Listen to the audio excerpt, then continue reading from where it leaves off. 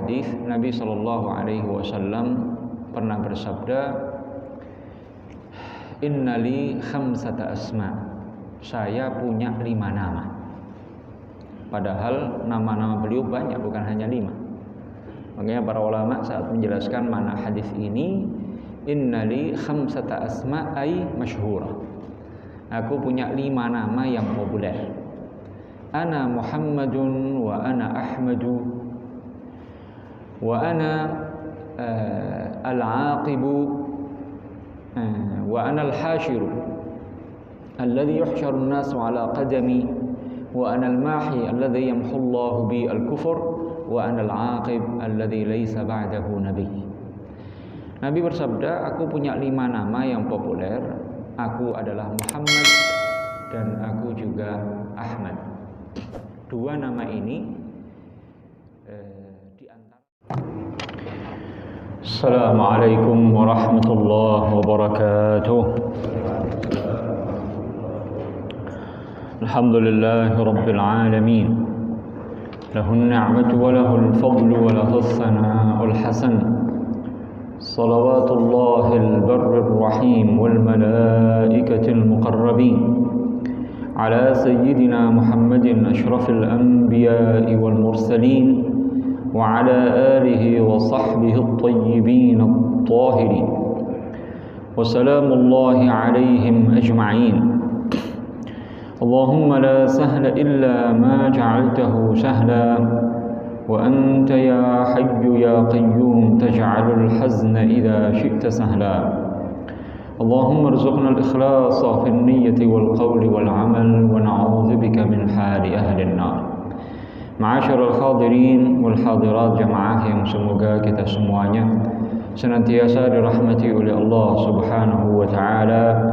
Puji syukur senantiasa kita panjatkan kepada Allah. Salawat dan salam semoga tercurahkan kepada baginda Rasulullah, keluarganya, para sahabatnya, dan orang-orang yang senantiasa tunduk dan patuh menjalankan ajaran-ajaran agamanya.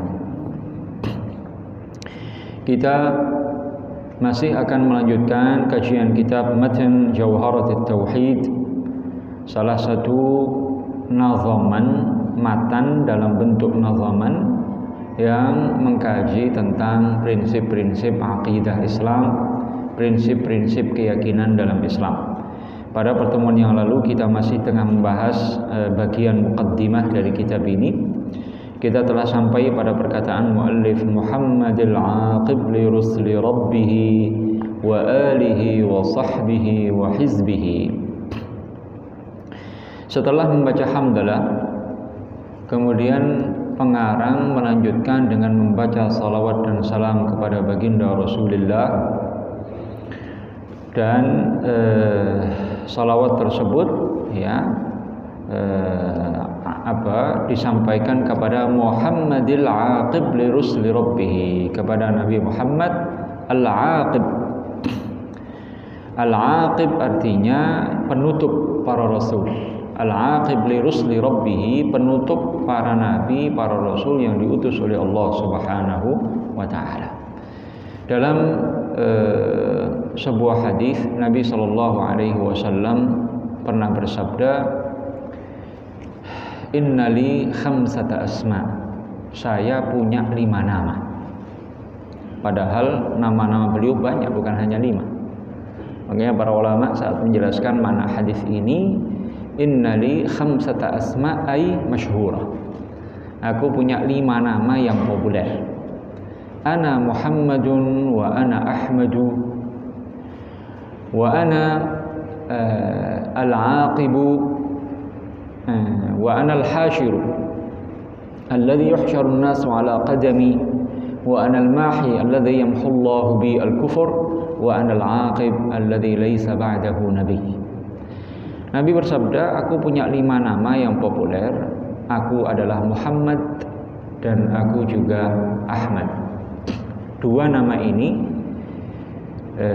di antara 5 nama, 2 nama ini nama paling populer.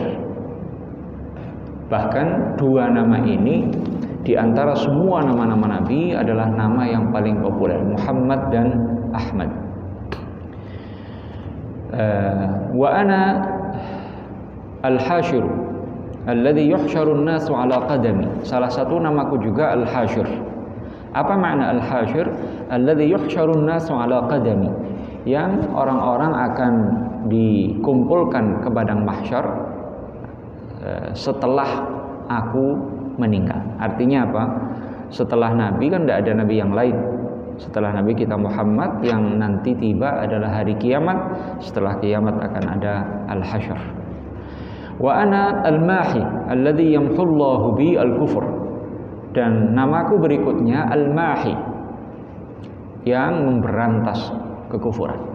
Alladzi yamhullahu bi al-kufur, yang denganku Allah Ta'ala menghapus kekufuran. Wa ana al-aqib, namaku berikutnya adalah al-aqib alladzi laisa ba'dahu nabi, yang setelahnya tidak akan ada nabi lain yang diutus. Tidak ada lagi orang yang diangkat menjadi nabi setelah nabi kita Muhammad sallallahu alaihi wasallam. Nama Muhammad dan Ahmad ini disebutkan dalam Al-Qur'an. Ya, sementara tiga yang lain ini disebutkan dalam hadis Rasulullah sallallahu alaihi wasallam. Muhammadur Rasulullah walladzina ma'ahu asyidda'u 'alal kuffari ruhama'u bainahum. Muhammadun Rasulullah. Dalam ayat lain, ma kana Muhammadun aba ahadin min rijalikum, disebutkan Muhammad. Wa ma Muhammadun illa rasulun qad khalat min qablihi ar-rusul, disebut nama Muhammad. Dalam ayat lain disebutkan nama Ahmad. Ya, Allah Ta'ala berfirman tentang Nabi Isa. Wa idh qala Isa ibn Maryam ya bani Israil inni rasulullah ilaikum musaddiqan lima bayna yadayya min at-taurati wa mubasysyiran bi rasulin ya'ti min ba'di ismuhu Ahmad. Ya, Nabi Isa memberikan kabar gembira tentang seorang nabi yang akan datang setelahku, yaitu Ahmad. Jadi nama nabi yang paling populer Muhammad dan Ahmad. Disebutkan dalam Al-Quran, bahkan nama ini sudah disebut-sebut oleh semua para nabi.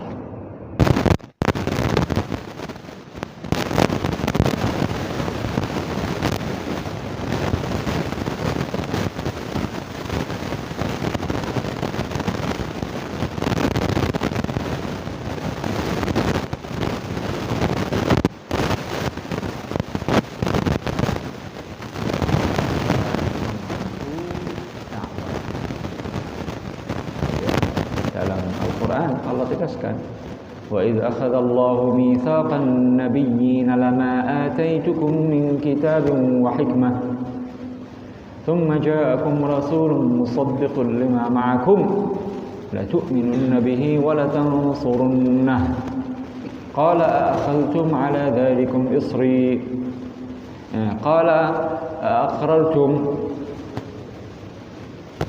Kita ayatnya saja. Qala aqrartum wa akhadhtum ala dhalikum isri qalu aqrarna qala fashhadu wa ana ma'akum minasy syahidin. Jadi Allah telah mengambil janji para nabi seluruh untuk menyampaikan kepada umat masing-masing, barang siapa di antara kalian mendapati masa diutusnya Muhammad, wajib beriman kepada Muhammad dan membantu dakwah Muhammad. Qala aqrartum wa akhadhtum ala dhalikum isri, apakah kalian benar-benar memegang janji itu? Ya, qalu aqrarna, kami semuanya berikrar janji itu ya Allah. Qala fashhadu, maka jadilah kalian saksi atas diri kalian dan aku juga menjadi saksi atas ikrar kalian seluruh. Jadi setiap nabi berpesan. Nabi Adam pesan kepada anak-anaknya, man adraka minkum Muhammadan la yu'minan nabihi wa la yansuran. Nabi Idris, Nabi Nuh, Nabi Hud, Nabi Saleh, Nabi Ibrahim, semua para nabi. Terakhir Nabi Isa. Ya. nabi yang terakhir diutus sebelum Nabi kita Muhammad adalah Nabi Isa alaihissalam. Ya. Nah, beliau berpesan kepada umatnya, wa mubasysyiran bi rasulin ya'ti min ba'di ismuhu Ahmad. Beliau pesan kepada Bani Israel, akan datang setelahku nanti seorang nabi yang namanya Ahmad, maka kalian wajib beriman, membela, membantu dakwah Ahmad ini. Dan subhanallah, dalam salah satu kisah masuk Islamnya salah seorang sahabat, ini ada bukti bahwa Nabi Isa menyampaikan pesan itu kepada umatnya. Apa yang terjadi? Para ulama Islam, diantaranya ada Imam Abu Sa'ad An-Naisaburi dalam kitab beliau Syaraful Mustafa, juga Al-Hafidh Ibnu Hajar dalam kitab beliau Al-Isabah fi Tamyizi As-Sahabah, kitab yang beliau karang khusus untuk menjelaskan sahabat, nama-namanya siapa saja, bagaimana kisah masuk Islamnya, kemana saja dia berhijrah atau pergi dari satu daerah ke daerah yang lain, berdakwah dan seterusnya. Salah satu nama yang beliau sebut adalah orang yang bernama Al-Ja'd ibnu Qais Al-Muradi. Al-Ja'd ibnu Qais Al-Muradi. Orang ini bersama 3 orang yang lain. Mereka semuanya dari Yaman. Ya, suatu ketika mereka dalam perjalanan pergi menuju Makkah Al-Mukarramah. Ini terjadi di awal Nabi diutus oleh Allah Ta'ala. Jadi Nabi belum populer di kalangan masyarakat bangsa Arab bahwa dia Nabi dan Rasul. Belum populer karena masih awal-awal Nabi diutus.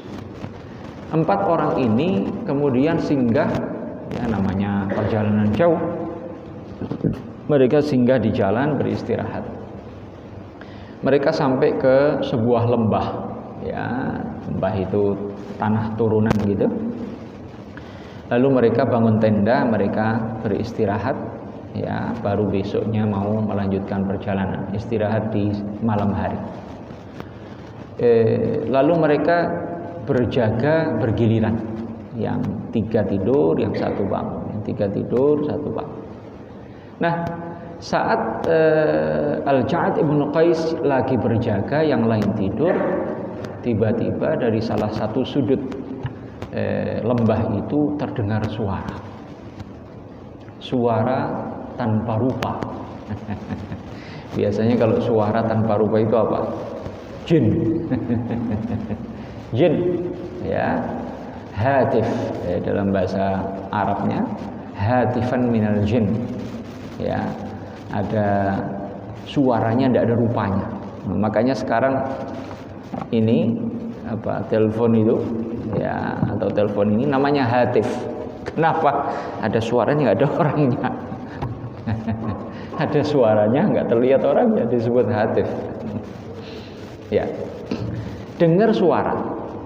Suara itu berkata, ala ayyuhar rakbul mu'arrisu ballighu idza ma wasaltum lil hatim wa zamzama Muhammadanil mab'utsa minna tahiyatan tushayyi'uhu min haitsu sara wa yammama wa qulu lahu inna lidinika syi'atun bidzalika awsana al-masih ibnu maryam. Suara ini mengatakan apa? Ala ayyuhar rakbul mu'arrisu ballighu, wahai rombongan yang sedang beristirahat malam, balighu idza wasaltum lil hatim wa zamzama. Kalau nanti kalian sampai ke Hatim. Hatim itu nama lain dari Hijr Ismail. Kalau nanti kalian sampai ke Hijr Ismail dan Zamzam, artinya sampai ke Makkah. Balighu, sampaikan. Balighu idza ma wasaltum lil hatim wa zamzama. Sampaikan apa? Muhammadanil mab'utsa minna tahiyatan. Sampaikan kepada Muhammad yang diutus oleh Allah dari kami tahiyah, salam, doa. Tushayyi'uhu min haitsu sara wa yammama. Yang doa itu selalu menyertainya kemanapun dia pergi, kemanapun dia berada dan pergi kemanapun. Ya, wa qulu lahu, sampaikan kepada Muhammad, inna lidinika syi'atun, kami adalah Ansar. Syiah itu maknanya Ansar. Kami adalah penolong-penolong, pembantu-pembantu agamamu wahai Muhammad. Bidzalika awsanal Masih ibnu Maryam. Dengan itulah berpesan kepada kami Al-Masih ibnu Maryam. Ternyata ini jin dulunya pernah duduk di majelis Nabi Isa alaihissalam. Jin ini dengar pesan Nabi Isa. Ya, nanti kalau muncul Nabi yang diutus di akhir zaman namanya Ahmad atau Muhammad, kalian wajib beriman kepadanya. Nah, ini jin ini menyampaikan pesan itu kepada Al-Ja'ad ibnu Qais Al-Muradi. Maka kemudian setelah pagi tiba, melanjutkan perjalanan sampai di Makkah, Al-Ja'ad ibnu Qais cari-cari yang namanya Muhammad. Sampai ketemu, lalu beliau beriman kepada Rasulullah sallallahu alaihi wasallam. Kisah ini menunjukkan dua hal, bukti bahwa Nabi Isa menyampaikan pesan kepada umatnya agar beriman kepada Nabi Muhammad ketika nanti muncul. Dan ini disebutkan dalam Al-Quran, mubasysyiran bi rasulin ya'ti min ba'di ismuhu Ahmad. Kedua, bahwa ada jin-jin yang menghadiri majelis ilmu para nabi yang diutus oleh Allah Subhanahu wa taala. Termasuk nabi kita Muhammad sallallahu alaihi wasallam. Ya, disebutkan dalam Al-Qur'an, qul uhiya ilayya annahu istama'a nafarun minal jinni faqalu inna sami'na Qur'anan ajaba yahdi ila rusydi fa'amanna bih wa lan nusyrika bi rabbina ahada, sampai selesai suratul jin. Ya, itu wahyu dari Allah bahwa Nabi kita Muhammad sallallahu alaihi wasallam mendakwai para jin. Jin itu dengerin Al-Qur'an, lalu mereka beriman kepada Allah dan Rasulnya sallallahu alaihi wasallam. Sekaligus ini menunjukkan bahwa kalau kita mau mengkaji kisah-kisah masuk Islamnya para sahabat itu unik-unik. Unik-unik. Salah satunya kisah ini. Ya, ada kisah-kisah yang lain. Bagaimana sekian banyak para sahabat masuk Islamnya dengan cara atau sebab yang berbeda-beda. Sayyidina Umar ibn Khattab, cara masuk Islamnya juga luar biasa. Ya, sahabat Abu Dzar itu masuk Islamnya juga luar biasa. Ya, disebutkan dalam hadis-hadis di Sahih Al-Bukhari sekian banyak kisah-kisah masuk Islamnya beberapa orang sahabat Rasulullah sallallahu alaihi wasallam. Muhammadul aqib li rusli rabbih wa alihi wa sahbihi wa hizbihi. Semoga salawat dan salam tercurahkan kepada Nabi kita Muhammad wa alihi, alu Rasulillah, keluarga baginda Rasulullah. Siapa yang dimaksud dalam konteks ini? Aqaribuhu al-mu'minun, kerabat-kerabat Nabi yang beriman. Kerabat Nabi ada dua macam. Ada yang beriman, ada yang tidak beriman. Ya. Ada yang beriman, ada yang tidak beriman. Ya. Di antara paman-paman Nabi yang masuk Islam cuma dua orang. Al-Abbas ibn Abdul Muttalib, ya, dan Hamzah ibn Abdul Muttalib. Ya. Di antara bibi-bibi Nabi ada pendapat satu orang, ada pendapat dua orang. Ya. Kemudian itu yang mendapati masa diutusnya Nabi kita Muhammad sallallahu alaihi wasallam. Sepupu-sepupu Nabi banyak yang masuk Islam. Ya. Ali bin Abi Thalib, Ja'far bin Abi Thalib, ya. Putra-putra Al-Abbas, ya. Al-Fadl ibn Al-Abbas, Qutham ibn Al-Abbas, Abdullah ibn Abbas, ya. Jadi tidak masuk dalam alun Nabi, keluarga Nabi di sini, kerabat-kerabat Nabi yang tidak beriman. Jadi kalau kita baca salawat dalam salat, di luar salat, Allahumma sholli ala Muhammadin atau Allahumma sholli ala Sayyidina Muhammadin wa ala alihi, ya wa sahbihi wasallim misalnya. Siapa yang masuk dengan keluarga Nabi di situ? Aqribauhu al-mu'minun, kerabat-kerabat Nabi yang beriman. Nah, terutama ya ahlul aba, orang yang pernah diselimuti Nabi oleh kain, kemudian Nabi bersabda, Allahumma haula'i ahli, ya Allah ini keluargaku. Siapa mereka? Ali, Fatimah, Al-Hasan dan Al-Husain. Itu terutama ya khulasatu ahlil bait, inti dari ahlu baiti Rasulillah itu mereka. Tapi di luar itu mencakup kerabat-kerabat Nabi yang lain yang beriman. Ya. Kemudian wasahbihi, dan para sahabat Nabi. Para sahabat itu siapa? Orang-orang yang bertemu dengan Nabi dengan cara yang normal, dengan atau dalam kondisi beriman kepadanya dan meninggal dalam kondisi iman. Orang yang pernah bertemu dengan Nabi, bukan melihat Nabi. Orang yang pernah bertemu dengan Nabi. Karena ada beberapa sahabat yang buta, nggak pernah lihat Nabi, tapi disepakati mereka sahabat. Ya, seperti siapa? Seperti muadzin Nabi sallallahu alaihi wasallam, Abdullah ibnu Ummi Maktum. Nabi punya 2 muadzin salat subuh. Untuk salat subuh Nabi punya 2 muadzin. Pertama Bilal. Bilal itu adzannya adzan subuh, adzan pertama. Adzan pertama. Ya, jadi di masa Nabi subuh itu adzannya 2 kali. Pertama sebelum masuk waktu, yaitu Bilal. Yang kedua Abdullah ibnu Ummi Maktum, itu yang adzan setelah masuk waktu subuh. Nah, ini muadzin Nabi hampir tiap hari ketemu Nabi. Ya, tapi tidak pernah lihat Nabi. Tidak pernah beliau melihat Nabi. Tapi beliau masuk kategori sahabat. Karena definisi sahabat orang yang bertemu, berjumpa dengan Nabi sallallahu alaihi wasallam ala wajhil 'adah, dengan cara normal, cara biasa. Bukan dengan cara khariqil 'adah. Bukan dengan cara di luar adatnya, di luar kebiasaan. Karena Nabi kita Muhammad sallallahu alaihi wasallam bertemu dengan semua para nabi di malam Isra. Ya, dalam Sahih Muslim diantaranya tentang hadis Isra, Nabi diperjalankan dari Makkah Al-Mukarramah menuju Al-Masjidil Aqsa. Sampai di sana sudah menunggu sekian banyak para nabi.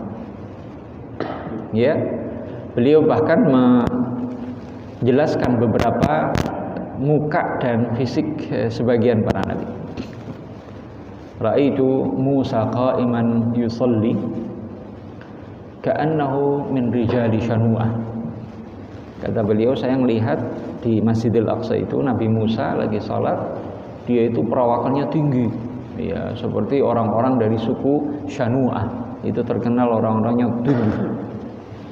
Wa ra'aitu Isa qa'iman yusalli ashbahukum bihi Urwah bin Mas'ud Ats-Tsaqafi. Aku juga lihat Isa lagi salat. Yang paling mirip dengan beliau adalah salah seorang sahabat namanya Urwah ibnu Mas'ud Ats-Tsaqafi. Wa ra'aitu Ibrahim qa'iman yusalli wa ashbahukum bihi sahibukum. Dan aku lihat Ibrahim lagi salat berdiri. Yang paling mirip dengannya adalah sahib kalian, maksudnya diri beliau, Nabi kita Muhammad sallallahu alaihi wasallam. Setelah itu apa? Mereka semuanya salat di belakang Nabi 2 rakaat bermakmum di belakang baginda Nabi besar Muhammad sallallahu alaihi wasallam. Nah, ini ketemu dengan para nabi semuanya.